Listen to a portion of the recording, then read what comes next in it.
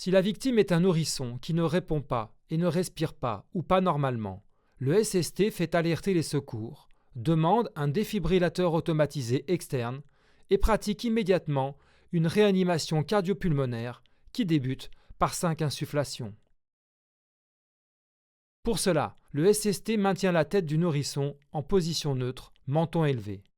Il englobe avec sa bouche à la fois la bouche et le nez du nourrisson et souffle progressivement jusqu'à ce que la poitrine commence à se soulever.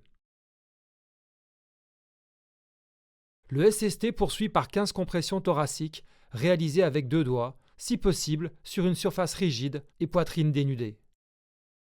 Pour cela, le SST localise le bas du sternum du nourrisson, place la pulpe de 2 doigts d'une main dans l'axe du sternum, une largeur de doigt au-dessus d'un repère constitué par le bas du sternum, à la jonction des dernières côtes. Il effectue une poussée verticale d'un tiers de l'épaisseur du thorax, soit environ 4 cm, puis relâche la pression.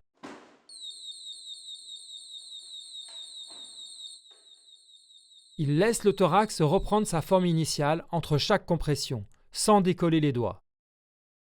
La fréquence de massage est de 100 à 120 compressions par minute. Le SST poursuit la RCP en associant les compressions thoraciques aux insufflations, selon un cycle comprenant 15 compressions et 2 insufflations, jusqu'à la mise en œuvre du défibrillateur. La défibrillation doit ensuite être réalisée de préférence avec des électrodes pédiatriques qui doivent être collées sur la poitrine de la victime conformément au schéma du fabricant.